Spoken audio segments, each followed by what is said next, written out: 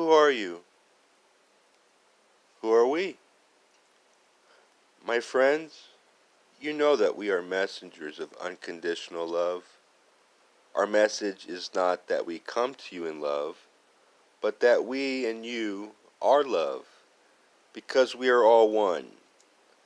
So your question is asked against our background of being aware that all of us are one interacting, interpenetrating union of various focus, or points which the Creator may use to observe, to process, and to harvest experience.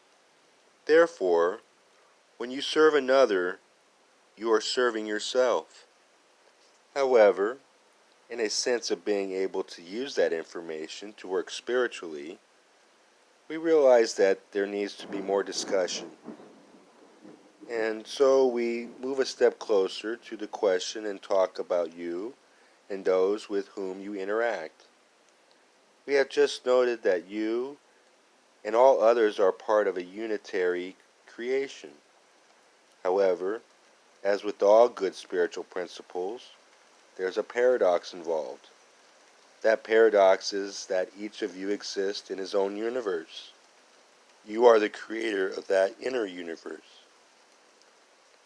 Therefore, it is as if you were a sun, radiant and unimaginably full of love and the light of the one infinite creator. Others are also suns with their own radiance. Between you, just as there seems to be great distance between suns, there's a great distance, shall we say, a sea of in-between. Each who is incarnated in a physical body, such as you are, is deeply aware of that great water of otherness that seems to exist between one person and another. While it is true that all of this otherness is an illusion, nevertheless, it is also true that the sense of being different from the rest of creation was carefully set up for you in order to create an atmosphere in which you could do spiritual work. The Creator has attempted creations in which each entity in third density was aware of the truth of unity. It was discovered that in this atmosphere of being completely aware of who they were, entities were not motivated to seek further. The veiling of this awareness of the unitary nature of all creation was discovered to be an improvement on the design of, shall we say, the schoolroom of third density. Your particular creation, then, is a creation in which you are veiled from that stunning awareness of your identity with all that exists. And it is though you live in a body which is a barrier or a defense, and certainly a limitation and a demarcation between you and the rest of the world. When you come into contact with other people, it is though those two stars become two ships that are sailing closer and closer together. Naturally, they do not wish to run into each other.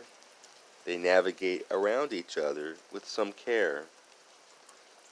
There is that within each which yearns, however, to come into right relationships with others.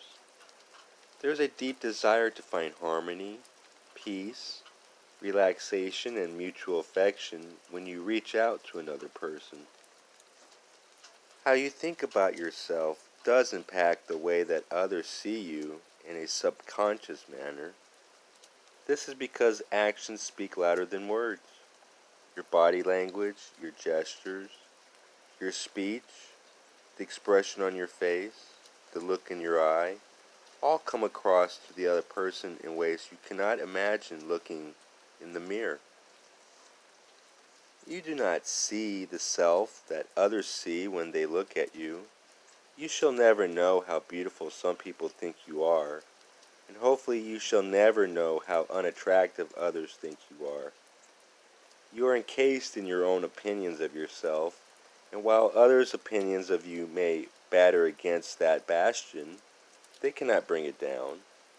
What you think about yourself is what is in your own creation. and in your own universe. There is a moment in the seeker's life when the seeker chooses his way of life. When that moment comes, and indeed for many entities upon the surface of your planet at this time, that moment has not yet come, and may not come at all. Something changes about the way you see yourself. When you decide you wish to be of service to others, and you wish to polarize in that sense, you create an expectation, a hope, and a goal. Naturally, you cannot imagine precisely what being of service to others will entail, but you set your intention, and with that intention, your ship has now formed a rudder. Your star has now formed its orbit. You have created in your universe a pole star of hope. This creates, metaphysically speaking, a passage from the spiritual immature person to the spiritually mature person.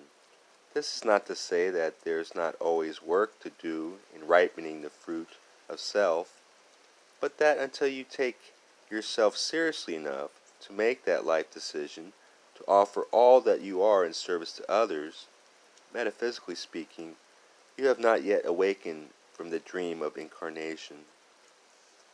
When you have taken yourself that seriously and dedicated yourself that completely to the hope of being love within the world that you experience at this time, you become a magical entity.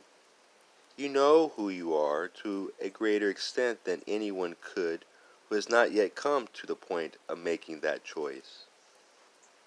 As you go about your life after that point, there may be no obvious difference in the services that you render to others. Nevertheless, to you there is a difference. There is a profound difference in that you have taken responsibility to seek resources and materials that will help you to investigate how to be of service and how to be of service more skillfully. So, in a way, you put yourself under the gun. We use that idiomatic expression because in a way the decision to be of service to others is like the starting gun of a race. It's a marathon. It is more than a marathon. It's a lifetime. And you seek to move steadily, running a straight race with God's good grace, as this instrument's hymn has it. This same hymn brings us to our next point. The next word of that particular poem are, "Lift up thine eyes and seek his face." You are under grace, my friends, when you choose to be of service. A tremendous amount of help surrounds you in that choice. Grace abounds, for when you choose to love, you choose to express the nature of the creation and the Creator. Your choice is a direct alignment with the truth, that truth that is such a great mystery that no one has ever been able to articulate it. When you lift up from gazing at your own thoughts, your own processes, and the details of your conscious existence, you lift yourself into a goodly companion. You lift yourself to a level of concept.